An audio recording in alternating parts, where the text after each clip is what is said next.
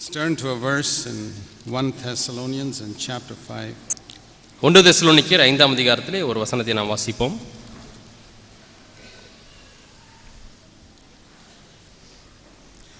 We read in verse 5 that we are all sons of light and sons of the day. We are not of the night nor of darkness. நாம் எல்லாரும் வெளிச்சத்தின் பிள்ளைகளும் பகலின் பிள்ளைகளுமாய் இருக்கிறோம். நாம் இரவுக்கும் இருளுக்கும் உள்ளானவர்கள் அல்லவே. That is our calling.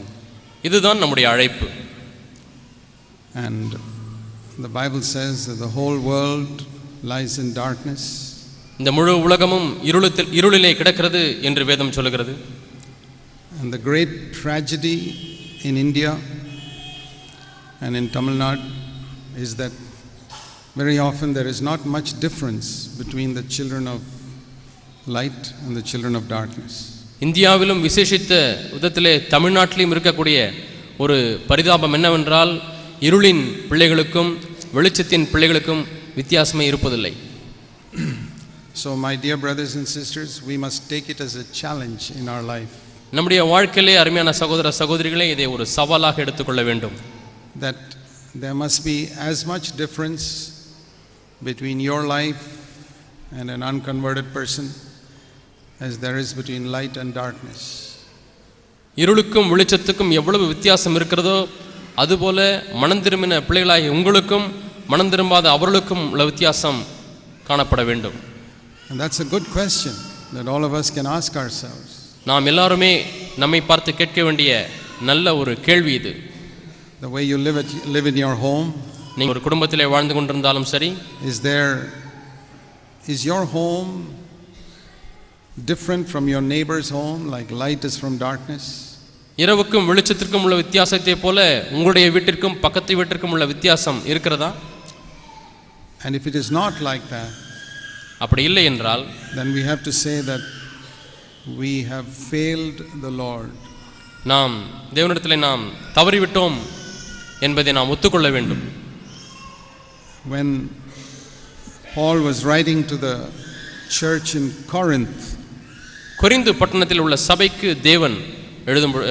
Pavul எழுதும் பொழுது he told them like this in 1 Corinthians 4. 1 கொரிந்தியர் 4ஆம் அதிகாரத்தில் இப்படி சொல்கிறார். And verse 19 and 20. 19-20 வசனங்கள். He says, when I come to you, I'll find out not the words of those who are arrogant, but their power. நான் உங்களிடத்திலே வரும்பொழுது இருமாப்படைந்திருக்கிறவருடைய பேச்சை அல்ல அவருடைய பலத்தையே அறிந்து கொள்வேன் என்று சொல்கிறார். Because the kingdom of God is not in words, but in power. தேவனுடைய ராஜ்யம் பேச்சிலே அல்ல, அது பலத்திலே உண்டாயிருக்கிறது. So when we think that our words make us different from the unbelievers, அவிசுவாசிகளை காட்டிலும் நம்மை வித்தியாசப்படுத்துவது நம்முடைய வார்த்தைகள் மட்டும்தான் என்று நாம் எண்ணுவோமானால், or different from people in other denominations, அல்லது மற்ற ஸ்தாபன சபை பிரிவுகளிலே உள்ளவர்களை காட்டிலும் நாம் வார்த்தையிலே மட்டும் வித்தியாசம் உள்ளவர்கள் என்று எண்ணினால், so many Christians glory in the fact that our doctrine is better. நம்முடைய உபதேசம் மேன்மையா இருக்கிறது என்று அநேக கிறிஸ்தவர்கள் மேன்மை பாராட்டுகிறார்கள். But Paul says it's not words I'm looking for. நான் பார்க்கிறது பேச்சு அல்ல என்று பவுல் சொல்கிறார். It's power. அது வல்லமை, பலன். It's power that makes this light burn. இந்த விளக்கை எரிய செய்வது அது சக்தி, பலன். And when the power is gone, the lights go. மின்சாரம் போய்விட்டது என்று சொன்னால் இந்த லைட்டும் நின்றுவிடும். So Paul was telling these Corinthians, what's the use saying so many words if there is no power in your life? உங்களுடைய வாழ்க்கையிலே பலன் இல்லாமல் வெறும் வார்த்தைகளை மட்டும் பேசிக் கொண்டிருப்பதில் என்ன பிரயோஜனம் என்று பவுல் கேட்கிறார். If the power is there, everybody will see it.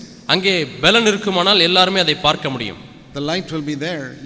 You know immediately if the power is gone. இங்கே இந்த மின் விளக்கு இருக்கிறது, மின்சார சக்தி போய்விட்டதா இல்லை என்பதை உடனடியாக நாம் இந்த மின் விளக்கை வைத்து அறிந்து கொள்ளலாம்.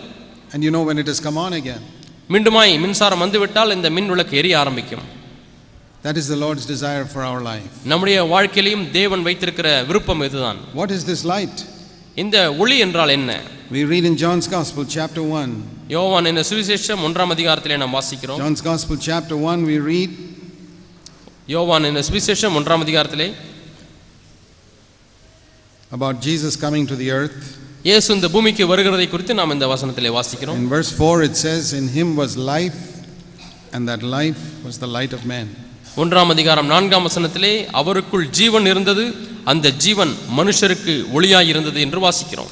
And this light, verse 5, shone in the darkness, and the darkness could not overpower it. அந்த ஒளி இருளிலே பிரகாசிக்கிறது, இருளானது அதை பற்றிக் கொள்ளவில்லை என்று 5ஆம் வசனத்திலே வாசிக்கிறோம். The darkness could not put out the light.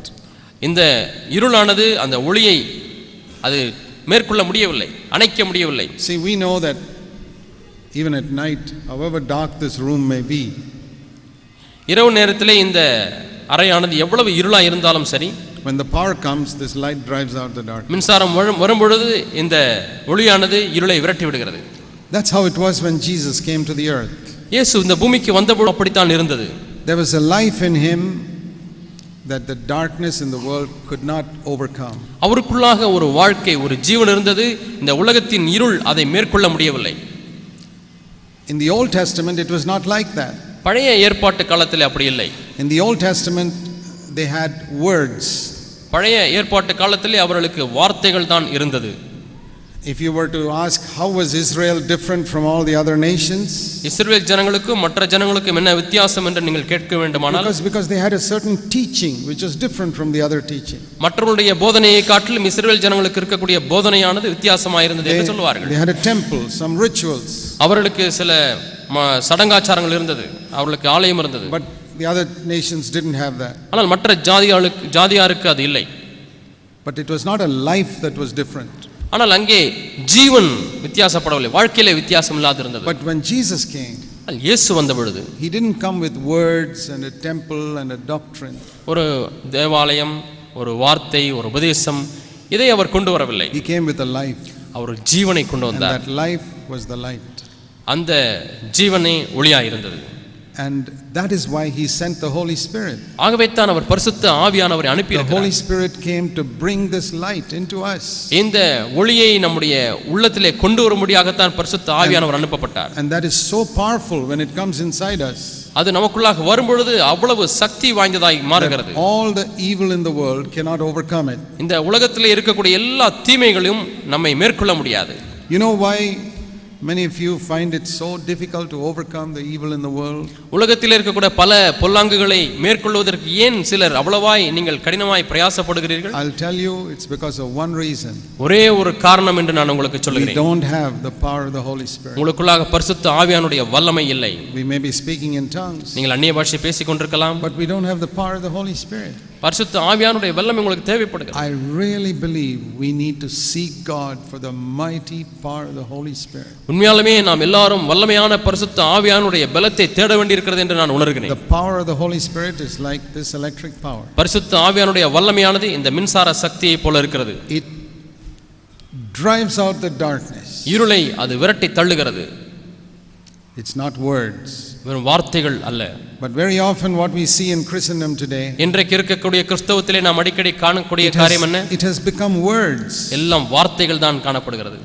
Doctrine here and a doctrine there. இங்கே ஒரு உபதேசம், அங்கே ஒரு போதனை என்று பார்க்கிறோம். And the Lord wants to bring us back to where we seek him for the power of his Holy Spirit. பரிசுத்த ஆவியானுடைய வல்லமையை தேடக்கூடிய அந்த இடத்திற்கு தேவன் நம்மை மீண்டும் கொண்டு வர Where வேண்டும் என்று his நான் light விரும்புகிறேன். can come forth, his life can come forth in us again. மீண்டுமாய் அவருடைய ஜீவனானது நம்முடைய வாழ்க்கையிலே வர வேண்டும் என்று நான் விரும்புகிறேன். And that's what happened to the disciples on the day of Pentecost. Pentecost நாளிலே சீஷர்களுக்கு இதுதான் It was நடந்தது. not a new doctrine that God gave them, அவர்களுக்கு தேவன் ஒரு புது உபதேசத்தை கொடுக்கவில்லை, but a new life. ஆனால் ஒரு புது வாழ்வை கொடுத்தார். You know, the greatest power that the devil has had over man is through the power of death. மனிதன் மீது, மனுஷ வர்க்கத்தின் மீது பிசாசுக்கு இருந்த பெரிய ஒரு வல்லமை என்னவென்றால் மரண வல்லமை. The day that Adam listened to the devil, he died. எந்த நாளிலே ஆதாம் பிசாசுக்கு செவி கொடுத்தானோ அன்றைக்கே அவன் மரித்தான். The Lord told him, தேவன் அவனுக்கு சொன்னார், if you don't listen to me, you'll die. நீ எனக்கு செவி கொடுக்காத நாளிலே மரிப்பாய் என்று If சொன்னார். you eat of this tree, you'll die. இந்த விருட்சத்தின் கனியை புசிக்கும் நாளிலே சாவாய் என்று சொன்னார். And he died. அவன் மரித்தான். And I want you to see this verse in Hebrews chapter 2. எபிரேயர் 2ஆம் அதிகாரத்திலே இந்த வார்த்தையை நீங்கள் பார்க்கும்படியாக விரும்புகிறேன். That Satan had something from that day called the power of death. அந்த நாளிலிருந்து பிசாசுக்கு ஒன்று கிடைத்து விட்டது, அதுதான் மரணத்தினுடைய வல்லமை. Do you read this? அதை நாம் இங்கே வாசிக்கிறோம். It says here that Jesus rendered Satan powerless who had the power of death. மரணத்துக்கு அதிகாரி ஆகிய பிசாசானவனை தமது மரணத்தினாலே தேவன் அவனை ஒன்றுமில்லாமல் பண்ணினார் என்று வாசிக்கிறோம். So that teaches us that Satan had the power of death. இது எதை போதிக்கிறது? சாத்தானுக்கு நம் மீது மரணத்தினுடைய அதிகாரம் He இருந்தது. still has the power of death. இன்னும் அவனுக்கு மரண வலிமை இருக்கிறது. He had the power of death from the time that Adam listened to him. ஆதாம் எப்பொழுது செவி கொடுத்தானோ அந்த நேரத்திலிருந்து மனிதர் குலத்தின் மீது அவனுக்கு மரண அதிகாரம் இருக்கிறது. And with that power of death, இந்த மரண பலத்தினாலே, it says in the next verse, he brings the fear of death on all types of people. அடுத்த வசனத்திலே நாம் காண்கிறது என்ன? எல்லா விதமான மக்களின் மீது ஒரு விதமான மரண பயத்தை கொண்டு வருகிறான். So please remember this. இதை தயவு செய்து ஞாபகத்தில் வைத்துக் power கொள்ளுங்கள். that Satan has, it is the power of spiritual death. சாத்தானுக்கு ஒரு வல்லமை இருக்கிறது, அது ஆவிக்குரிய மரணத்தினுடைய வல்லமை. And even he could even kill people. அவன் ஜனங்களை கொல்லவும் முடியும். But he couldn't kill Job. யோபுவை கொல்ல முடியவில்லை. Because he had to get permission from God to do that. அதை செய்ய வேண்டும் என்றால் தேவனிடத்திலே அனுமதி கேட்க வேண்டும். But he could kill Job's children. ஆனால் யோபுனுடைய பிள்ளைகளை சாத்தான் கொல்ல முடிந்தது. Because God gave him permission. ஏனென்றால் தேவன் அனுமதி கொடுத்தார். So without God's permission, of course, he couldn't kill anybody. தேவனுடைய அனுமதி இல்லாமல் அவன் யாரையும் கொல்ல முடியாது. But one of the great forces he has is the power of death. ஆனால் அவனுக்கு இருக்கக்கூடிய மிகப்பெரிய வல்லமை என்னவென்றால் மரண வல்லமை. And it is with that power that he's brought fear into people all over the world. இந்த அதிகாரம் வல்லமை நிமித்தமாக முழு உலகத்திலே இருக்கக்கூடிய ஜனங்கள் மீது பயத்தை கொண்டு வருகிறார். So we can say that Satan is attacking the church with the power of spiritual death. ஆகவே இன்றைக்கு சபையை ஆவிக்குரிய மரணம் என்கிற வல்லமை வைத்து அவன் தாக்குகிறான் என்று நாம் சொல்லலாம். We got to think about this a little more. நாம் இதை குறித்து இன்னும் சற்று அதிகமாய் தியானிக்க வேண்டும். Anything that brings death into a situation, எந்த ஒரு சூழ்நிலையிலேயும் ஒரு மரணத்தை எது கொண்டு வந்தாலும் சரி, is the result of Satan working. அது சாத்தான் கிரியை செய்கிறது நிமித்தமாய் வருகிறது. It could be a small thing. சிறு காரியமாய் For இருக்கலாம். example, in a home, ஒரு குடும்பத்திலே some little problem comes. ஒரு சிறு பிரச்சனை வருகிறது. All homes there'll be problems. எல்லா குடும்பங்களிலேயும் பிரச்சனைகள் இருக்கத்தான் The செய்யும். problem cannot bring spiritual death. பிரச்சனைகள் ஒரு காலம் ஆவிக்குரிய மரணத்தை It கொண்டு வர could be a முடியாது. financial problem. அது பண பிரச்சனையா It can be இருக்கலாம், a sickness. வியாதியா இருக்கலாம், It can be something going wrong. ஏதாவது ஒன்று தவறாய் நடந்து போகலாம். None of these things can bring spiritual death. இவைகள் ஒன்றுமே ஆவிக்குரிய மரணத்தை கொண்டு வர முடியாது. But when the husband or wife get upset with the other partner because of that problem, இந்த பிரச்சனை நிமித்தமாக மனைவியோ கணவனோ தன்னுடைய வாழ்க்கை துணையின் மீது மனத்தாங்கல் அடையும் பொழுது, then the power of death comes in there. அப்பொழுது அங்கே ஆவிக்குரிய மரணத்தின் வல்லமை உள்ளே பிரவேசிக்கிறது. Please remember this. இதை தயவு செய்து ஞாபகத்தில் வைத்துக் கொள்ளுங்கள். No problem that comes into your home can bring spiritual death. உங்களுடைய குடும்பத்திலே நடக்கக்கூடிய எந்த பிரச்சனையா இருந்தாலும் அது ஒரு காலம் ஆவிக்குரிய மரணத்தை கொண்டு வர முடியாது. I've been married 37 years and I've faced numerous problems in my life. எனக்கு திருமணமாகி 37 ஆண்டுகள் ஆகிறது. எத்தனையோ விதமான பிரச்சனைகளை சந்தித்திருக்கிறேன். You will have many problems. உங்களுக்கும் அதுபோல பல பிரச்சனைகள் வரும். None of those problems can bring spiritual death. ஆனால் அந்த எந்த ஒரு பிரச்சனையும் மரணத்தின் வல்லமையை கொண்டு வர முடியாது. The way you react to that problem, ஆனால் அந்த பிரச்சனைக்கு நாம் எப்படி பிரதிபலன் செய்கிறோம் அல்லது எப்படி அந்த பிரச்சனையை பொறுத்து நடந்து கொள்கிறோம். you blame your husband or you blame your wife, மனைவியை குறை சொல்லுகிறீர்கள் அல்லது கணவனை குறை or you get சொல்லுகிறீர்கள் angry, அல்லது கோபம் அடைகிறீர்கள் or get anxious. அல்லது பதஷ்டம் அடைகிறீர்கள். So your reaction to that problem is the way the devil gets power ஆகவே over அந்த you. பிரச்சனை வரும்பொழுது எப்படி நீங்கள் நடந்து கொள்கிறீர்களோ அந்த நடந்து கொள்கிற விதம் தான் சாத்தான் உங்கள் மீது மரண வல்லமையை கொண்டு ஆவிக்குரிய மரணத்தை கொண்டு வருகிறது, நிர்மாணிக்கிறது. Same thing happens in a church. சபையிலேயும் இதே போல நடக்கிறது. In a church also there can be problems. சபையிலேயும் கூட பிரச்சனைகள் எழலாம். Those problems can never bring spiritual death. அந்த பிரச்சனைகள் ஒரு காலம் ஆவிக்குரிய மரணத்தை கொண்டு வர முடியாது. When you see that problem, ஆனால் அந்த பிரச்சனையை நீங்கள் பார்க்கும் பொழுது, if you blame somebody, அந்த பிரச்சனை நிமித்தமாக யாரையாவது குறை சொன்னால், you criticize somebody, யாரையாவது நீங்கள் குற்றம் சுமத்தினால், you criticize the elders, அல்லது மூப்பொருளை குறை சொல்லுகிறீர்கள், then spiritual death comes in. அப்பொழுது ஆவிக்குரிய மரணம் உள்ளே பிரவேசிக்கிறது. It's very easy for spiritual death to come in. ஒரு ஆவிக்குரிய மரணம் உள்ளே வருவது மிகவும் எளிதாக இருக்கிறது. Not because of a problem, பிரச்சனையினாலே வராது, but because we blame somebody. யாரையோ ஒருவரை குறை சொல்லுகிறதுனாலே வருகிறது. We never blame ourselves. நாம் ஒரு காலம் நம்மை குறை சொல்வதில்லை, we blame somebody else. நாம் வேறு ஒருவரை தான் குறை சொல்லுகிறோம். Why he didn't do this, ஏன் இதை செய்யவில்லை, or why he did that. ஏன் இப்படி இதை செய்தார். You know who's bringing spiritual death? இப்பொழுது ஆவிக்குரிய மரணத்தை யார் கொண்டு வருகிறது? The one who speaks like that. இப்படி பேசுகிறவன் தான் கொண்டு வருகிறான். But if you say, God, ஆண்டவரே, you're in control of everything, நீர் எல்லாவற்றையும் கட்டுப்படுத்துகிறீர், you're in control of this church, இந்த சபை ஆண்டவரே நீர் ஆளுகை செய்கிறீர், and we don't believe that any problem is there which you cannot overcome. ஆண்டவரே உம்மால் ஜெயிக்க முடியாத எந்த ஒரு பிரச்சனையும் இல்லை என்று நான் அறிந்திருக்கிறேன். Such a person exercises faith in God. அப்படிப்பட்ட நபர் தேவனிடத்திலே விசுவாசத்தை உபயோகப்படுத்துகிறார். By that faith he comes in contact with God's power and death cannot touch him. இந்த விசுவாசத்தினாலே தேவ வல்லமையோடு கூட தொடர்பு கொள்ளும் பொழுது பிசாசின் வல்லமை தொடுவதில்லை. What does it mean when it says in the Bible, Hebrews 4:15, that Jesus was tempted like us in every point? இயேசு நம்மை போல எல்லா விதத்திலும் சோதிக்கப்பட்டார் என்று எபிரேயர் 4:15 வசனத்திலே வாசிக்கிறோமே, அதனுடைய பொருள் என்ன? That means he faced every problem that you are facing. நீங்கள் சந்தித்துக் கொண்டிருக்கிற ஒவ்வொரு பிரச்சனையும் அவர் சந்தித்தார் இயேசு. But he overcame it. ஆனால் அவர் அவைகளை மேற்கொண்டார். God did not send his son into the world and protect him from all the problems that people face. தேவன் தம்முடைய குமாரனை இந்த பூமிக்கு அனுப்பி எல்லா பிரச்சனைகளும் முன் அவரை தொடாதபடிக்கு தேவன் அவரை காக்கவில்லை. The devil attacked him. பிசாசு அவரை தாக்கினார். With what? எதன் நிமித்தமாய்? With the power of death. மரண வல்லமையோடு கூட இயேசுவை தாக்கினான். Do you think in Jesus' home there were no problems? இயேசுனுடைய குடும்பத்திலே பிரச்சனையே இல்லை என்று நீங்கள் சொல்லுகிறீர்களா? I'm sure there were many problems. अनेक பிரச்சனைகள் இயேசு வாழ்ந்த குடும்பத்தில் இருந்திருக்கும். Just like in your home. உங்களுடைய குடும்பத்தை போலவே there were 7 children in that home. அந்த குடும்பத்தில் 7 பிள்ளைகள் இருந்தார்கள். Joseph and Mary had 7 children and Jesus was the eldest. யோசேப்புக்கும் மரியாளுக்கும் 7 பிள்ளைகள் இருந்தார்கள். இயேசு தான் மூத்த மகனாய் இருந்தார். And it was a small house. அது ஒரு சிறு வீடாய் குடும்பமாய் இருந்தது. Father and mother and 7 children.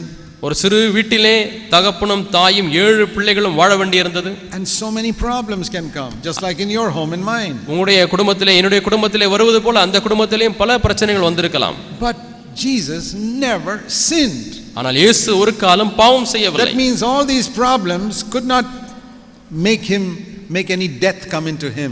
அதனுடைய பொருள் என்னவென்றால் இந்த எல்லா பிரச்சனைகளும் அவருக்குள்ளே ஆவிக்குரிய மரணத்தை கொண்டு வர முடியவில்லை. Because there was within him the power of the Holy Spirit. ஏனென்றால் அவருக்குள்ளாக பரிசுத்த ஆவியானுடைய வல்லமை இருந்தது. Not just a message he heard in the meeting. ஏதோ கூட்டத்திலே கேட்ட செய்தி நிமித்தமாய் அல்ல. You see, you and I, we try to live by the strength of the message we heard in a meeting. நீங்களும் நானும் ஒரு கூட்டத்திலே கேட்ட செய்தியினுடைய பலனை வைத்து வாழ முயற்சிக்கிறோம். Yeah, that can keep you going for some time. கொஞ்ச காலத்துக்கு அது உங்கள் வாழ்க்கையை ஓட்டிச் செல்லலாம். For example, you hear a message now. இப்பொழுது இப்படி ஒரு செய்தியை கேட்கிறீர்கள். Say, oh, that's a good message. இது நல்ல ஒரு செய்தி. I must fight against sin. நான் பாவத்துக்கு விரோதமாய் போராட வேண்டும். And you are quite sincere. நீங்கள் அதிலே உண்மையுள்ளவர்களாயும் இருக்கிறீர்கள். But you are trying to overcome death with the words that you heard in a meeting. ஆனால் நீங்கள் கூட்டத்திலே கேட்ட வார்த்தையை வைத்து மரணத்தை மேற்கொள்வதற்கு முயற்சி செய்கிறீர்கள். That's how they did in the Old Testament. இப்படி தான் பழைய ஏற்பாட்டிலே நாம் வாசிக்கிறோம். They used to hear words in the temple. அங்கே தேவ ஆலயத்திலே வார்த்தைகளை பிரசங்கிக்கப்படுகிறது. Moses came down from the mountain and gave them words. மோசே மலையிலிருந்து கீழே இறங்கி வந்து அவர்களுக்கு வார்த்தைகளை கொடுத்தான். He couldn't give them the Holy Spirit. மோசேயினாலே அவர்களுக்கு பரிசுத்த ஆவியானவரை கொடுக்க முடியவில்லை. வார்த்தைகளை தான் கொடுத்தான். Fear God. தேவனுக்கு பயப்படுங்கள். He'll punish you if you disobey him. நீ அவருக்கு கீழ்ப்படியாவிட்டால் அவர் உன்னை தண்டிப்பார் என்று மோசே சொன்னார். He will bless you if you obey him. அவருக்கு கீழ்ப்படிந்தால் உன்னை ஆசீர்வதிப்பார். Those are strong words. இவைகளெல்லாம் கடினமான வார்த்தைகள் தான். You read in Deuteronomy 28 very strong words like that. உபாகமம் 28ஆம் அதிகாரத்திலே மிகவும் கடினமான வார்த்தைகளை வாசிக்கிறீர்கள். You obey God, he'll make you rich. நீ தேவனுக்கு கீழ்ப்படிந்தால் அவர் உன்னை ஐஸ்வரியனாய் மாற்றுவார். You don't obey God, he'll punish you with sickness and madness and things like that. நீ தேவனுக்கு கீழ்ப்படியாவிட்டால் உனக்கு வியாதி வரும், பைத்தியம் பிடிக்கும் என்று சொல்கிறார். So with those words, with the help of those words, they tried to overcome the devil. ஆகவே இந்த வார்த்தைகளுடைய உதவியை வைத்துக்கொண்டு அவர் பிசாசை மேற்கொள்ள முயற்சித்தார்கள். And you read in the Old Testament history of Israel in the book of Kings and Chronicles. ராஜாக்கள் நாளாகமங்கள் புத்தகத்திலே நீங்கள் இஸ்ரவேலுடைய சரித்திரத்தை வாசிக்கிறீர்கள். Have you read their story in those books? அந்த புத்தகங்களிலே இஸ்ரவேல் மக்களுடைய சரித்திரத்தை வாசித்திருக்கிறீர்களா? Sometimes they were up. அவர்கள் மேலாக இருப்பார்கள். Most of the time they were down. பல நேரங்களிலே கீழே விழுந்து விடுவார்கள். Then some prophet would come. ஒரு திடீரென்று ஒரு தீர்க்கதரிசி வருவார். And he would pull them up like Elijah made everybody worship Jehovah. உடனே உற்சாகமடைந்து மேலே எழும்புவார்கள். எலியா அங்கே அவர்களை தேவனை ஆராதிக்க செய்தது போல. And then after him Elisha for a little while. அதற்கு பிறகு எலிசா கொஞ்ச நாட்கள் இருந்தார். But after the prophet died, அந்த தீர்க்கதரிசி மரித்த உடனே down again. எல்லாரும் கீழே போய் விட்டார்கள். You know the history of Israel. இஸ்ரவேலின் சரித்திரம் இப்படித்தான் இருந்தது. Up when Moses was there. மோசே இருக்கும் பொழுது இவருடைய வாழ்க்கை மேலா இருந்தது. He went away to the mountain for 40 days. 40 நாள் தான் அந்த மலைக்கு போயிருந்தார். Down they made a golden calf and started worshiping அவருடைய it. வாழ்க்கை கீழாக போய் ஒரு பொன் கன்றுக்குட்டியை செய்து அதை வணங்க ஆரம்பித்து விட்டார்கள். ஏன்? In 1 month. ஒரு மாதம் தான். Why? ஏன்? The prophet had gone away. தீர்க்கதரிசி போய் விட்டார். And then the prophet will come back from the mountain. திரும்பவுமாய் மலையிலிருந்து தீர்க்கதரிசி கீழே இறங்கி வருகிறார். And Moses will lift them all up, say, destroy this golden calf. இந்த பொன் கன்றுக்குட்டி அழித்து விடுங்கள் என்று சொல்லும் பொழுது எல்லாரும் மீண்டும் உற்சாகம் அடைகிறார்கள். And then after Moses, Joshua would be there. மோசேக்கு பிறகு யோசுவா வருகிறார். And then after Joshua died, யோசுவா மரித்த உடனே again they went down. திரும்பவுமாய் எல்லாரும் பின்வாங்கி போய் விட்டார்கள். ஏன்? There was no prophet. அங்கே தீர்க்கதரிசி இல்லை. There was nobody to lift them up. அங்கே அவர்களை தூக்கி விடுவதற்கு ஆள் யாரும் இல்லை. Yeah, they had leaders. அவர்களுக்கு தலைவர்கள் இருந்தார்கள். And those leaders would preach every Saturday. அந்த தலைவர்கள் ஒவ்வொரு சனிக்கிழமையும் பிரசங்கம் செய்வார்கள். But there was no power. ஆனால் அதிலே பலன் இல்லை. And then Samuel came. திடீரென்று சாமுவேல் வந்தார். And again Israel would be lifted up. மீண்டுமாய் இஸ்ரவேல் மக்களுடைய வாழ்க்கை மேலே ஓங்கி எழுந்தது. And then Samuel died. Samuel மரித்தான். Again they went down. மீண்டுமாய் கீழே போய் விட்டார்கள். And you read in the book of Samuel, Kings and Chronicles. Samuel ராஜாக்கள் நாளாகமங்கள் புத்தகங்களை வாசிக்கிறீர்கள். It was always like this. எப்பொழுதுமே இப்படித்தான் இருந்தது. A prophet would come, they would come up. தீர்க்கதரிசி வரும்போது எல்லாருடைய வாழ்க்கையும் முன்னேறும். Go down. அவர் போய்விட்டால் எல்லா வாழ்க்கையும் பின்னே. And then some other prophet would come, they would வேற ஒரு தீர்க்கதரிசி வருவார், எல்லாரும் மேலே எழும்புவார்கள். So their life was dependent on the words of a prophet. அவருடைய வாழ்க்கை ஒரு தீர்க்கதரிசியுடைய வார்த்தையை பொறுத்து அமைந்திருந்தது. But many Christians today are living just like that. இன்றைக்கு अनेक கிறிஸ்தவர்களுடைய வாழ்க்கையும் இப்படித்தான் ஒருவருடைய வார்த்தையை சார்ந்து இருக்கிறது. They can hear a powerful message in a conference. Conference கூட்டத்திலே வல்லமையான செய்தியை கேட்கிறார்கள். And they take it seriously. அவர்கள் சீரியஸாக தான் இருக்கிறார்கள். Then after some time, கொஞ்சம் காலங்கள் கழித்து that effect of those words go away. அந்த வார்த்தைகளுடைய அந்த வலிமையானது குறைகிறது. You know, when Jesus came, இயேசு வந்த பொழுது he said, I'm going to show you a new way. நான் ஒரு புது வழியை உங்களுக்கு காண்பிக்கிறேன் என்று சொன்னார். You are not going to be dependent on any prophet anymore. இனிமேலும் நீங்கள் உங்களுடைய வாழ்க்கை எந்த ஒரு தீர்க்கதரிசியையும் சார்ந்து இருக்காது. I'll give you prophets in the church. சபையிலே உங்களுக்கு தீர்க்கதரிசிகளை கொடுப்பேன். But you won't be dependent on them. ஆனால் நீங்கள் அவர்களை சார்ந்து இருக்க போவதில்லை. You are going to have a direct connection with the power. நீங்கள் அந்த சக்தியோடு கூட பலனோடு கூட நேரடியான தொடர்பு உங்களுக்கு இருக்க போகிறது. You see, we can say that a prophet is like a battery that runs a light. ஒரு மின் விளக்கை எரிய செய்கிற ஒரு பேட்டரியை போல ஒரு தீர்க்கதரிசி இருக்கிறார் என்று நாம் சொல்லலாம். So the battery is there, light will burn. அந்த பேட்டரி இருக்கும்தோறும் அந்த மின் விளக்கு எரியும். You know, like in a torch light. Torch லைட்டை போல. When the battery is gone, there's no light. Battery charge தீர்ந்து போய்விட்டது என்று சொன்னால் டார்ச் ஒளி அடிக்காது. That's how it is with us. இப்படித்தான் நம்முடைய வாழ்க்கையிலும் இருக்கிறது. You can be charged in a meeting and then கூட்டத்திலே சக்தி ஏற்றப்படுகிறோம். And then the charge goes out, the battery torch is dead. அங்கே சக்தி தீர்ந்த உடனே அந்த மின் விளக்கானது அது மறைந்து விடுகிறது. Jesus said, I'll show you a better way. நான் ஒரு மேன்மையான வழியை உங்களுக்கு காண்பிக்கிறேன் என்று இயேசு சொன்னார். I'll give you a direct electric connection to the source of power. நான் இப்பொழுது நேரடியாக மின்சார சக்தியோடு கூட உங்களுக்கு ஒரு தொடர்பை கொடுக்கிறேன் என்று சொல்கிறார். How many of you run lights in your house with a battery? உங்கள் எத்தனை பேர் உங்க வீடுகளிலே உங்க லைட் எல்லாம் பேட்டரி வச்சிருக்கீங்க? Won't last long. அப்படி வச்சா ரொம்ப நாளைக்கு கட்டுப்படியாது. But if you connect it to the source of power, ஆனா மின்சார சப்ளை மின்சார வாரியத்திலிருந்து நீங்கள் மின்சார தொடர்பை ஏற்படுத்திக் கொண்டால் all the time it can burn. எல்லா நேரங்களிலேயும் எல்லா விளக்குகளும் எரிந்து கொடுக்க முடியும். That's the secret I found in my life. என்னுடைய வாழ்க்கையில நான் கண்டுபிடித்த ரகசியம் இதுதான். In the early part of my Christian life, என்னுடைய கிறிஸ்தவ வாழ்க்கையின் முன் பகுதியிலே my life was also like this. என்னுடைய வாழ்க்கை மேலும் கீழுமாய் தான் இருந்து கொண்டு வந்தது. Like the lives of most Christians. अनेक கிறிஸ்தவருடைய வாழ்க்கையை போல. Just like the Old Testament Israel. பழைய ஏற்பாட்டு இஸ்ரவேல் மக்களை போலவே. And down and up and down and up and down. மேலும் கீழுமாய் இருந்தது. I want to ask you, brothers and sisters. சகோதர சகோதரிகளே, நான் உங்களை கேட்கிறேன். Is your life like that? உங்களுடைய வாழ்க்கை அப்படி இருக்கிறதா? Up and down and up and down. வாழ்க்கை மேலும் கீழுமாய் எழுந்திருப்பது முழுவதுமாய் இருக்கிறதா? Sometimes burning. சில சமயத்திலே எரிந்து பிரகாசித்துக் கொண்டிருக்கிறது. Then off. சில சமயத்தில் அணைந்து போய் விடுகிறது. Burning. மீண்டுமாய் எரிகிறது. It need not be like that. இனிமேலும் அப்படி இருக்க தேவையில்லை. You know what God's will for us is? நம்முடைய வாழ்க்கை குறித்து தேவ சித்தம் என்ன தெரியுமா? You know, we read this verse, we are sons of light. நாம் வெளிச்சத்தின் பிள்ளைகளாய் இருக்கிறோம் என்ற வசனத்தை வாசித்தோம். That means the light must always be burning in us. அது அதனுடைய பொருள் என்னவென்றால் இந்த வெளிச்சம் எப்பொழுதும் நம்முடைய வாழ்க்கையில் எரிந்து கொண்டே இருக்க வேண்டும். And there's a beautiful verse that describes this in Proverbs. நீதிமொழிகளிலே அருமையான ஒரு வார்த்தை இதை விவரிக்கிறது. Chapter 4. 4ஆம் அதிகாரம். If you want to know the will of God for your life, உங்களுடைய வாழ்க்கையை குறித்து தேவ சித்தம் என்ன என்பதை நீங்கள் அறிந்து கொள்ள வேண்டுமானால், here is described in this verse. இந்த வசனத்திலே அது விவரித்து சொல்லப்பட்டிருக்கிறது. This is the will of God for you. இதுதான் உங்களை குறித்து தேவ சித்தம். Proverbs chapter 4. நீதிமொழிகள் 4ஆம் அதிகாரம் 18ஆம் வசனம். The path of the righteous is like the light of dawn that shines brighter and brighter until the full day. நீதிமான்களுடைய பாதை நடு பகல் வரைக்கும் அதிகமாய் பிரகாசிக்கிற சூரிய பிரகாசம் போல இருக்கும். I don't know how long I'm going to live. நான் எவ்வளவு நாட்கள் இன்னும் உயிர் வாழ போகிறேன் எனக்கு தெரியவில்லை. But one thing I know. ஆனால் நான் ஒன்றை அறிந்திருக்கிறேன். And I believe. நான் அதை நம்புகிறேன். That the light in me will become brighter and brighter and brighter with every year. ஒவ்வொரு வருஷமும் கடந்து செல்ல எனக்குள்ளாக இருக்கக்கூடிய ஒளியானது இன்னும் அதிக பிரகாசமாய் மாறிக்கொண்டே இருக்கும். It's not going to be the same. அதே போல இருப்பதில்லை. Because ஏனென்றால் I don't depend on myself. நான் என்னை சார்ந்து வாழுகிறதில்லை. When I say that, I'm not boasting about myself. இப்படி நான் சொல்லும் பொழுது என்னை குறித்து நான் மேன்மை பாராட்டுகிறேன் என்று எண்ண வேண்டாம். I'm boasting about Jesus. நான் இயேசுவை குறித்து மேன்மை பாராட்டுகிறேன். I'm saying his word is true. இந்த வசனம் மெய் என்று நான் சொல்லுகிறேன். Now you read a verse like that. நீங்கள் இது போல ஒரு வசனத்தை வாசியுங்கள். And you say, நீங்கள் வாசித்த பிறகு சொல்லுகிறீர்கள், oh, that won't happen in my life.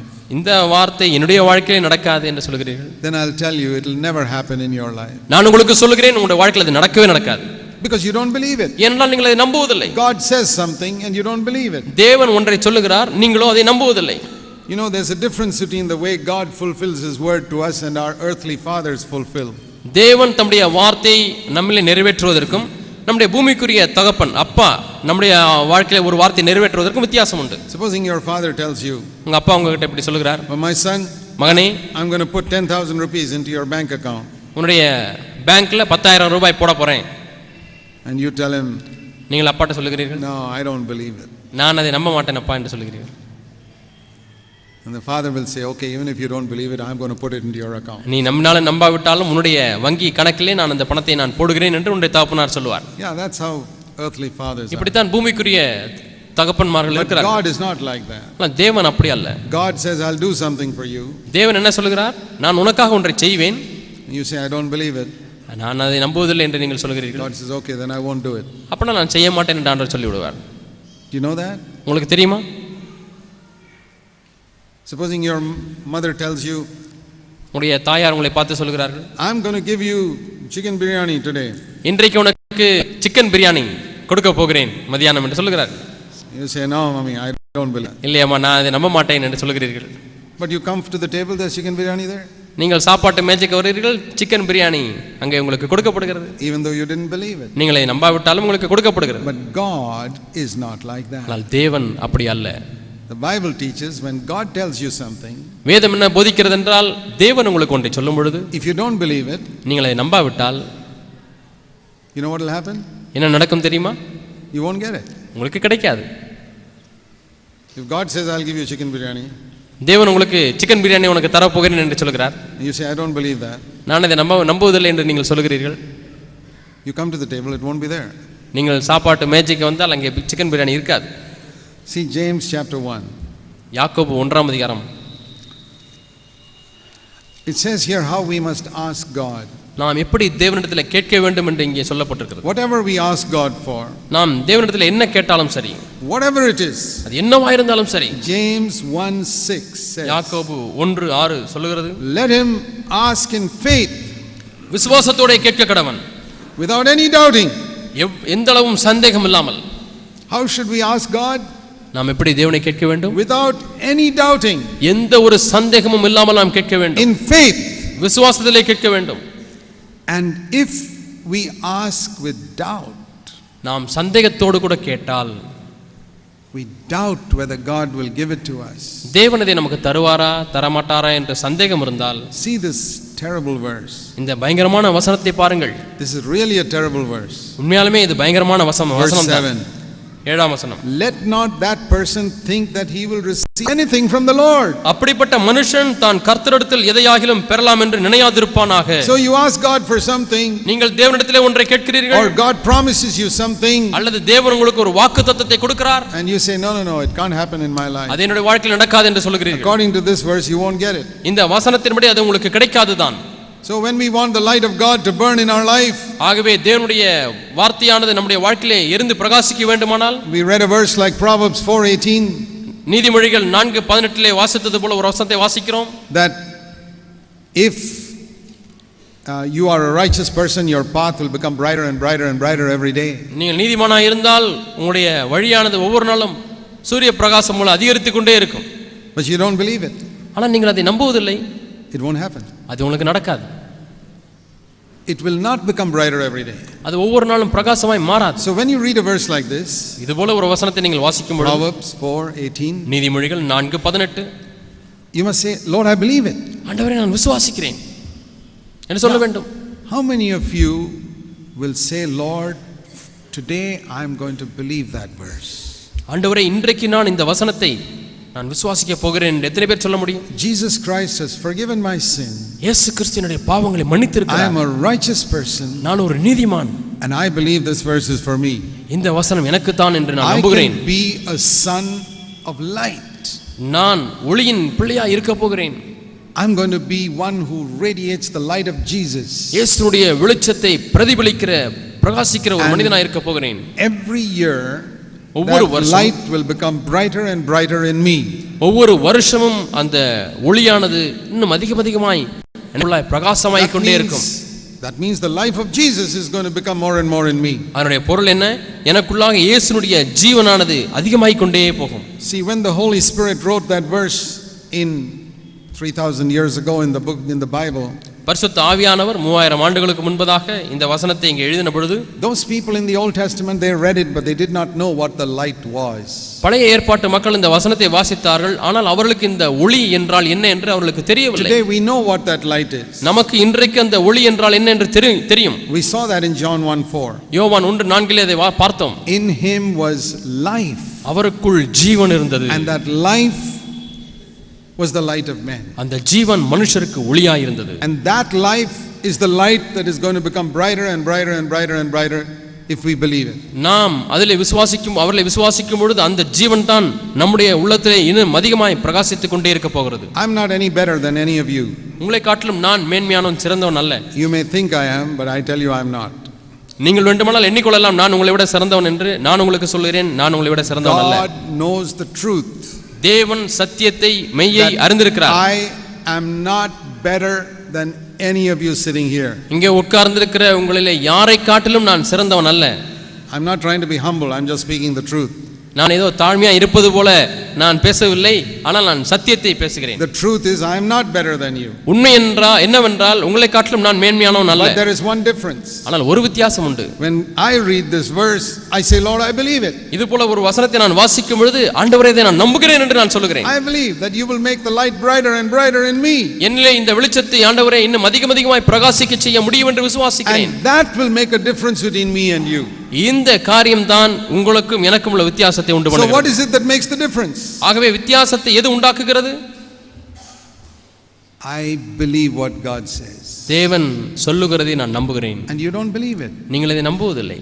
You say, no, it won't happen in me. இல்லை என்னுடைய வாழ்க்கையில எல்லாம் இப்படி எல்லாம் நடக்காது என்று சொல்லுகிறீர்கள். Right from the beginning of the Bible, வேதத்தின் ஆரம்பத்திலிருந்து God wanted to see if man will believe his word. மனிதன் இந்த வசனத்தை நம்புவான் என்று தேவன் பார்க்க விரும்புகிறார். Why was God so happy with Abraham? ஏன் ஆபிரகாமை குறித்து தேவன் சந்தோஷமுள்ளவராய் இருந்தார்? Because when God told him at the age of 100 that he's going to have a son, 100 வயதிலே உனக்கு ஒரு பிள்ளை பிறக்கும் என்று சொன்ன பொழுது he believed it. அவன் அதை நம்பினான். He believed, okay, if you said it, நான் Lord, I விசுவாசித்தான். believe. ஆண்டவரே நீர் அதை சொன்னி நான் Even விசுவாசிக்கிறேன். so many years, I haven't got it, but I believe your word. இவ்வளவு ஆண்டுகளாக எனக்கு பிள்ளை இல்லை, ஆனால் நம்முடைய வார்த்தையை நம்ப போகிறேன். And there's a lovely verse in Romans chapter 4. ரோமர் 4ஆம் அதிகாரத்திலே ஒரு அருமையான வசனம் இருக்கிறது. Romans chapter 4. ரோமர் 4ஆம் அதிகாரம். We read here that இங்கே நான் வாசிக்கிறோம். Romans 4:20 concerning Abraham.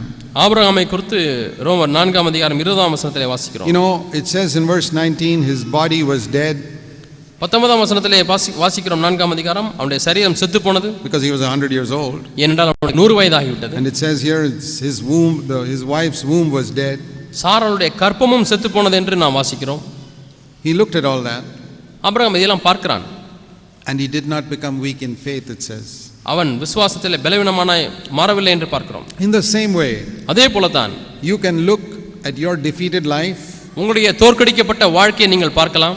You can say, Lord, the light can never shine in my home because I've got such a bad wife or such a bad husband. எனக்கு இவ்வளவு மோசமான மனைவி இருக்கிறபடினாலே அல்லது இவ்வளவு மோசமான கணவன் இருக்கிறபடினாலே என்னுடைய குடும்பத்திலே ஆண்டவரே இந்த ஒளி பிரகாசிக்காது என்று நீங்கள் சொல்லலாம். That is exactly like the deadness of Sarah's womb. அது இங்கே சாராளுடைய கற்பம் செத்து போனதுக்கு ஒப்பாகவே இருக்கிறது. See what it says in verse 19? 19ஆம் வசனத்தில் என்ன பார்க்கிறோம்? He looked at the deadness of Sarah's womb.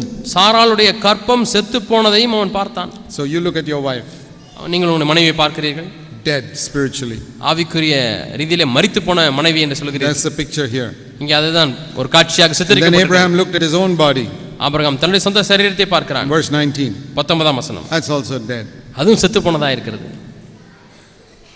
So you look at your wife, மனைவியை பார்க்கிறீர்கள், spiritually dead. ஆவிக்குரிய ரீதியிலே செத்து போய்விட்டாள். You look at yourself, உங்களையும் பார்க்கிறீர்கள், spiritually dead.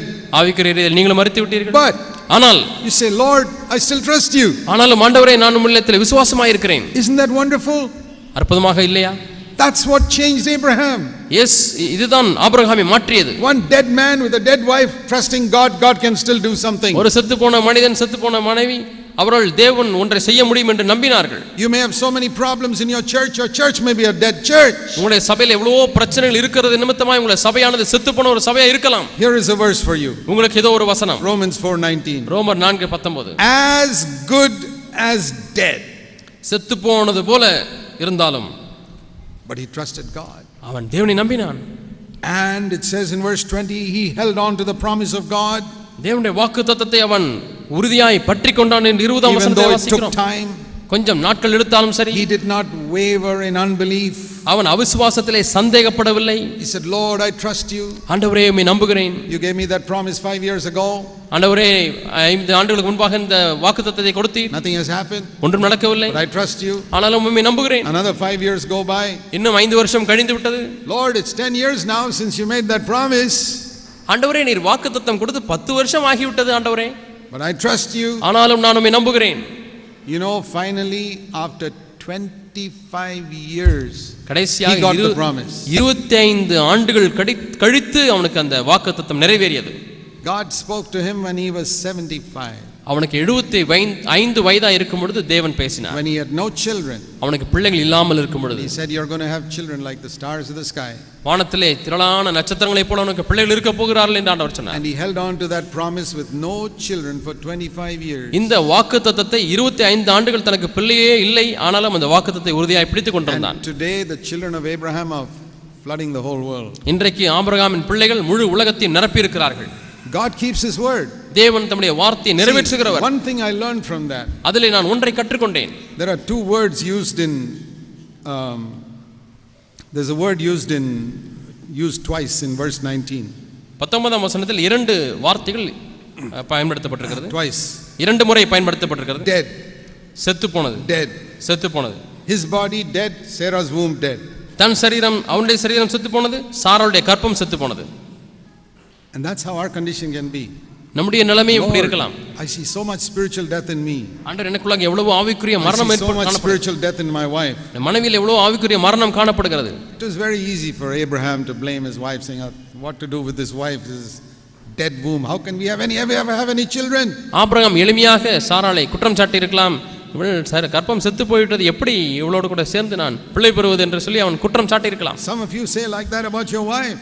உங்களிலே அநேகர் உங்களுடைய மனைவியை பார்த்து உங்களிலே ஒரு சிலர் சொல்லுகிறீர்கள், she has no interest spiritually. ஆவிக்குரிய வாழ்க்கையிலே எந்த விருப்பமே என்னுடைய மனைவிக்கு இல்லையே, அவள் மரித்து போனவளாய் இருக்கிறாள். Well, that's how Sarah's womb was, dead. ஆனால் இப்படி தான் சாராளுடைய கர்ப்பம் மரித்து போனதா இருந்தது. But he trusted God. ஆனால் அவனோ தேவனிலே நம்பிக்கை வைத்தான். God can do anything.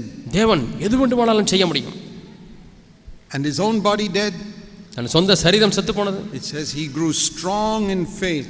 அவன் விசுவாசத்திலே வல்லவனானான் என்று பார்க்கிறோம். Verse 20. 20ஆம் வசனம். Thus giving glory to God. இப்படி அவன் தேவனுக்கு மகிமையை செலுத்தினான். That's the verse I wanted to show you. உங்களுக்கு நான் காண்பிக்க வேண்டிய வசனம் இதுதான். There is many of us want to give glory to God. நம்மள அநேகர் தேவனுக்கு மகிமை செலுத்த விரும்புகிறோம். Do you know how we can give glory to God? தேவனுக்கு நாம் எப்படி மகிமை செலுத்தலாம் தெரியுமா? If I were to ask you, how many of you want to give glory to God in your life? உங்களுடைய வாழ்க்கையில் எத்தனை பேர் தேவனை மகிமைப்படுத்த விரும்புகிறீர்கள் என்று நான் உங்களை கேட்டால், how many of you want to glorify God in your home? உங்களுடைய குடும்பத்தில் எத்தனை பேர் தேவனை மகிமைப்படுத்த விரும்புகிறீர்கள்? how many of you want to glorify God in your church? எத்தனை பேர் சபையிலே தேவனை மகிமைப்படுத்த விரும்புகிறீர்கள்? All of us will raise our hands and say, yes, we want to glorify God. நாம் எல்லாரும் கரங்களை உயர்த்தி நான் தேவனை மகிமைப்படுத்த விரும்புகிறேன் என்று சொல்லலாம். glory to God. நாம் தேவனுக்கு மகிமை செலுத்த வேண்டும். Okay, here is how you can give glory to God. சரி, இங்கே இப்படி நீங்கள் தேவனுக்கு மகிமையை செலுத்தலாம். How did Abraham give glory to God? Abraham எப்படி தேவனுக்கு மகிமையை செலுத்தினான்? It says he just trusted that God could bring life into this dead situation. இந்த மரித்து போன செத்து போன சூழ்நிலையிலே தேவன் ஜீவனை கொண்டு வர முடியும் என்று அவன் நம்பினான். That is how we give glory to God. இப்படி தான் நாம் தேவனுக்கு மகிமையை செலுத்த முடியும். I'll tell you practically what this means. நடைமுறையாக இது என்ன பொருள் என்று உங்களுக்கு சொல்கிறேன் கேளுங்கள். I told you all of us have problems. நாம் எல்லாருக்குமே பிரச்சனை உண்டு என்று நான் சொன்னேன். Abraham had a very serious problem. ஆபிரகாமுக்கு ஒரு சிறிய பிரச்சனை இருந்தது. He wants to have a child and no children. பிள்ளை வேண்டும் என்று என்று எதிர்பார்த்தான், பிள்ளை பிறக்கவில்லை. He said, Lord, ஆண்டவரே, I believe your promise is true. உம்முடைய வாக்குத்தத்தம் உண்மை என்று நான் நம்புகிறேன். Now you may have a problem. உங்களுக்கு ஒரு பிரச்சனை இருக்கலாம். But we have many promises, much more than Abraham had. ஆபிரகாமுக்கு கிடைத்ததை காட்டிலும் அதிகமான வாக்குத்தத்தங்கள் நமக்கு வேதத்தில் இருக்கிறது. You read in the book of Genesis the number of promises God gave to Abraham. ஆபிரகாமுக்கு எத்தனை வாக்குத்தத்தங்கள் கொடுத்தார் என்பதை ஆதியாகமத்திலே வாசித்து பாருங்கள். Very few. மிக சொற்பமான வாக்குத்தத்தங்கள் தான். But you read in the New Testament the promises he has given to you and me. உங்களுக்கும் எனக்கும் புதிய ஏற்பாட்டிலே எத்தனை வாக்குத்தத்தங்கள் கொடுத்திருக்கிறது என்று வாசித்து பாருங்கள். The Bible says all the promises he gave to Abraham are mine. ஆபிரகாமுக்கு கொடுத்த சகல வாக்குத்தத்தங்களும் என்னுடையது என்று வேதம் சொல்லுகிறது. Plus many more promises which Abraham never got. அதோடு கூட ஆபிரகாமுக்கு கொடுக்காத பல வாக்குத்தத்தங்களை தேவன் எனக்கு கொடுத்திருக்கிறார். But I may get none of them. ஆனால் எனக்கு ஒன்றுமே கிடைக்காமல் போய்விட முடியும். Because I don't believe. ஏனென்றால் நான் விசுவாசிப்பதில்லை. And then I don't give glory to God. அப்படியானால் நான் தேவனுக்கு மகிமை செலுத்துவதில்லை. You can't give glory to God just by living a good life. நல்ல ஒரு வாழ்க்கை வாழ்வதன் மூலமாக தேவனுக்கு நீங்கள் மகிமை செலுத்த முடியாது. There are so many believers who live good lives but don't give glory to God because they don't believe his promise. அநேகர் இந்த வாக்குத்தத்தத்தை விசுவாசிக்காதபடினாலே அவர்கள் நல்ல வாழ்க்கை வாழ்ந்தாலும் தேவனுக்கு அவர்கள் மகிமை செலுத்துவதில்லை. I told you the great power that Satan has is the power of death. ஆகவே சாத்தானுக்கு இருக்கக்கூடிய மிகப்பெரிய வலிமை மரணத்தின் வலிமை என்று உங்களுக்கு சொன்னேன். And whenever a problem arises in your home he tries to bring death into your home. எப்பொழுதெல்லாம் உங்கள் குடும்பத்தில் ஒரு பிரச்சனை வருகிறதோ உடனே மரணத்தை உள்ளே கொண்டு வர அவன் முயற்சிக்கிறான். And maybe he has succeeded. சில சமயத்தில் அவன் ஜெயித்தும் இருக்கிறான். In your life, உங்களுடைய வாழ்க்கையிலே, in your home, உங்களுடைய குடும்பத்திலே, in your church, சபையிலே, with anxiety, பதஷ்டம், fear, பயம், sin, பாவம், so many wrong things you may have done. நீங்கள் எவ்வளவோ தவறுகளை செய்திருக்கலாம். That in that problem the devil brought death. அந்த பிரச்சனைகளுக்குள்ளாக பிசாசு மரணத்தை கொண்டு Now வந்தார். Jesus faced the same problems you face. இயேசு நீங்கள் சந்தித்த அதே பிரச்சனையை அவரும் சந்தித்தார். But he overcame. ஆனால் அவர் அதை மேற்கொண்டார். Through the power of the Holy Spirit. பரிசுத்த ஆவியானவருடைய வல்லமையின் மூலமாக. And that is the good news. இதுதான் நற்செய்தி. That Jesus says, I will give you the same power of the Holy Spirit. பரிசுத்த ஆவியானவருடைய அதே பலனை உங்களுக்கு நான் தருகிறேன் என்று சொன்னார். That you can overcome every problem you face in your life. உங்களுடைய வாழ்க்கையிலே சந்திக்கிற ஒவ்வொரு பிரச்சனையும் நீங்கள் மேற்கொள்ள முடியும். You can overcome every problem you face in your home. குடும்பத்திலே சந்திக்கிற பிரச்சனையை மேற்கொள்ள முடியும். I believe that. நான் அதை நம்புகிறேன். My problems may be bigger than your problems. உங்களுடைய பிரச்சனையை காட்டிலும் என்னுடைய பிரச்சனை பெரிதா இருக்கலாம். You may look at me and say, oh, Brother Zach, he's got no problems. நீங்கள் என்னை பார்த்து சகரியா புனனுக்கு இல்லை என்று சொல்லலாம். That's what you think. அதை தான் நீங்கள் நினைக்கிறீர்கள். I may be facing some bigger problems than you face. நீங்கள் சந்திக்கிற பிரச்சனையை காட்டிலும் பெரிய பிரச்சனை நான் சந்தித்துக் கொண்டிருக்கலாம். I won't tell you about them. அதை குறித்து நான் உங்களுக்கு சொல்ல மாட்டேன். I don't have to tell you. நான் அதை சொல்ல தேவையில்லை. I tell God. நான் தேவனுக்கு சொல்லுகிறேன். And I believe that I will overcome every one of them. ஆனால் அவைகள் ஒவ்வொன்றையும் நான் மேற்கொள்வேன் என்று நம்புகிறேன். Not because I am stronger than you. நான் உங்களை காட்டிலும் பலனுள்ளவனாக இருக்கிறேன் என்பதனால அல்ல, இல்லை. I may be like Abraham, helpless, dead. நான் ஆபிரகாமை போல உதவியற்றவனாய் செத்து போனவனாய் இருக்க முடியும். My wife may be like Sarah, helpless, dead. என்னுடைய மனைவி சாராளை போல கற்பம் செத்தவை போல உதவியற்றவளாய் இருக்க முடியும். Like Abraham and Sarah, we say we trust God. ஆனால் ஆபிரகாம் சாராளை போல நான் தேவனில் நம்பிக்கையாக இருக்கிறேன் என்று சொல்ல முடியும். Whatever the problem is, பிரச்சனைகள் எதுவாக இருந்தாலும் சரி, we're not going to waver in unbelief. அவிசுவாசத்தினாலே சந்தேகப்பட மாட்டோம். We're going to trust God. நாங்கள் தேவனில் விசுவாசமாக இருக்க போகிறோம். அவருக்கு மகிமையை செலுத்துகிறோம். Listen to this, my brothers and sisters. இதுதான் தேவ சித்தம் நம்முடைய சகோதர சகோதரிகளே. I believe there's a real prophetic message for all of you in Romans 4 verse 19 and 20 if you take it seriously. ரோமர் 4ஆம் அதிகாரம் 19 20 வசனங்களை நீங்கள் சீரியஸா எடுத்துக்கொண்டால் இதுதான் உங்களுக்கு இருக்கக்கூடிய தீர்க்கதரிசன வார்த்தை என்று நான் உங்களுக்கு சொல்கிறேன். What is that? அது என்ன? You are dead.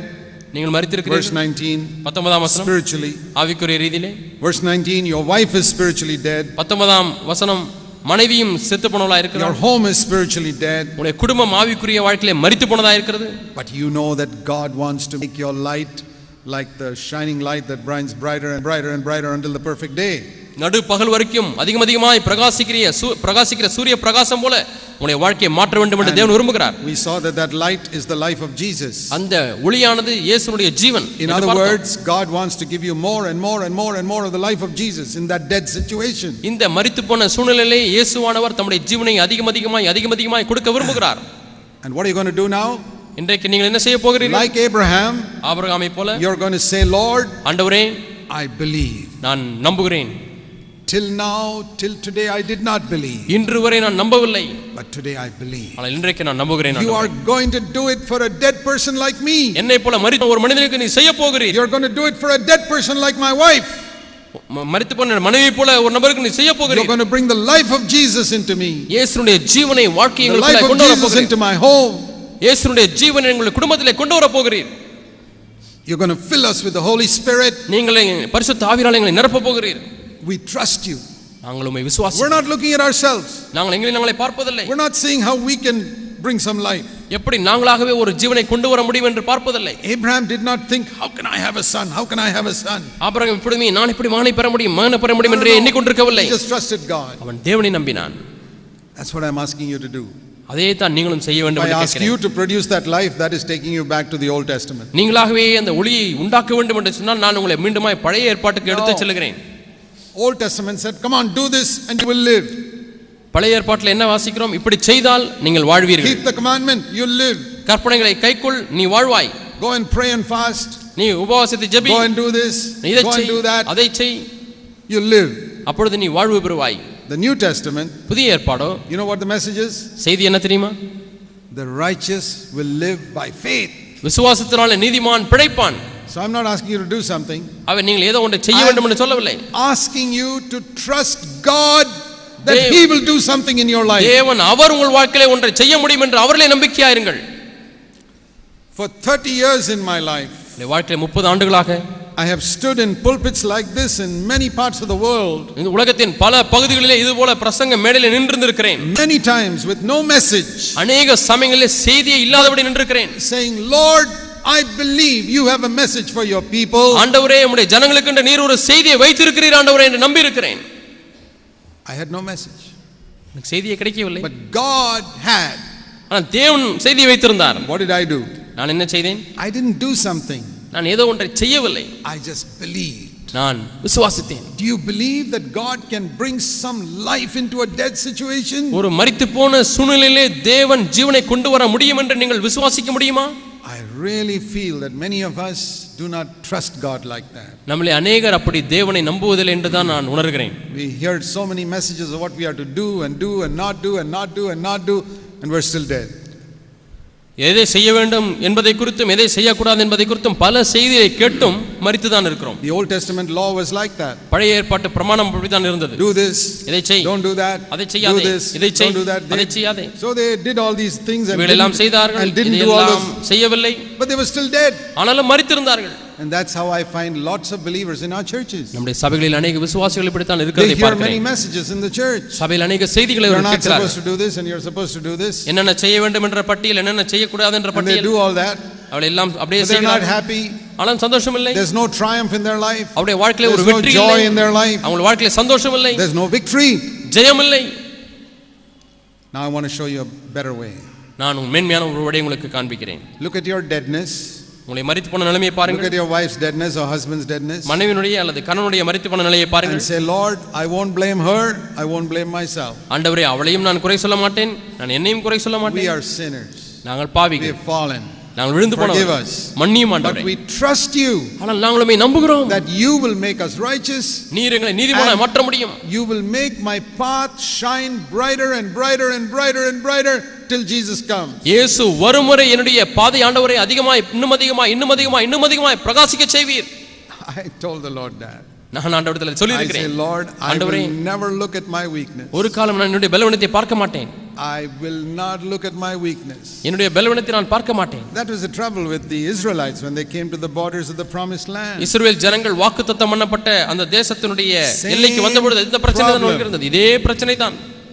They looked at their weakness. தங்களுடைய பலவீனத்தை பார்த்தார்கள். Joshua and Caleb looked at God. யோசுவாவும் காலேபுமோ தேவனை பார்த்தார்கள். So I want to encourage you this morning. ஆக இந்த காலை வேளையிலே உங்களை உற்சாகப்படுத்த விரும்புகிறேன். ஆண்டவரே, I believe I'm going to be a son of light, a daughter of light from now on. இன்றிலிருந்து ஆண்டவரே, நான் ஒளியின் மகனாய் ஒளியின் மகளாய் இருக்க போகிறேன். There'll be no more darkness in my life. இனிமேலும் என் வாழ்க்கையில் இருள் இருக்க கூடாது. Because I believe in you. ஏனென்றால் நான் உம்மிலே நம்புகிறேன். Your power is going to lift me up. உம்முடைய வல்லமையானது என்னை தூக்கி எடுக்க போகிறது. I'm going to open myself to your Holy Spirit every உம்முடைய day. பரிசுத்த ஆவியானவருக்கு ஒவ்வொரு நாளும் என்னை திறந்து கொடுக்க போகிறேன். Let's pray. நாம் ஜெபிப்போம். Let's bow our heads before God. தேவனுக்கு முன்பாக நம்முடைய தலைகளை வணங்குவோம். Dear brother, sister, அருமையான சகோதர சகோதரிகளே, don't look at the deadness of your life. உங்களுடைய வாழ்க்கையின் மரித்து போன நிலையை பார்க்க வேண்டாம். Don't look at the deadness of your wife or husband. உங்களுடைய கணவனோ மனைவியினுடைய மரித்து போன நிலையை பார்க்க வேண்டாம். Say, Lord, ஆண்டவரே, I am going to look at your promise. நான் உம்முடைய வாக்குத்தத்தத்தை பார்க்க போகிறேன். Your promise. உம்முடைய வாக்குத்தத்தம், Sin will not rule over you. பாவம் உங்களை இனிமேலும் ஆண்டு கொள்ளாது. Your path will shine brighter and brighter. உங்களுடைய பாதையானது இன்னும் பிரகாசமாய் பிரகாசமாய் ஒளி வீச போகிறது. That's his promise. இதனுடைய வாக்குத்தத்தம், I will save you from your sins. நான் உங்களுடைய பாவங்களிலிருந்து உங்களை ரட்சிப்பேன். I will write my law in your heart and mind. என்னுடைய பிரமாணங்களை உங்களுடைய மனதிலே எழுதுவேன். Say, Lord, I believe. ஆண்டவரே, நான் அதை கீழ்ப்படுகிறேன். Some of you cannot control your tongue. உங்களிலே ஒரு சிலர் உங்கள் நாவை கட்டுப்படுத்த முடியாமல் இருக்கிறீர்கள். Have you ever asked God to help you? எப்பொழுதாவது ஆண்டவர் எனக்கு உதவி செய்யும் என்று கேட்டிருக்கிறீர்களா? I mean, you've tried yourself for so many years. எத்தனை ஆண்டுகளாக நீங்களாகவே நாவை கட்டுப்படுத்த முயற்சி செய்திருக்கிறீர்கள். And you still couldn't control it. ஆனாலும் உங்களால் இன்னும் கட்டுப்படுத்த முடியவில்லை. Okay, why not trust God now? சரி, போகட்டும்.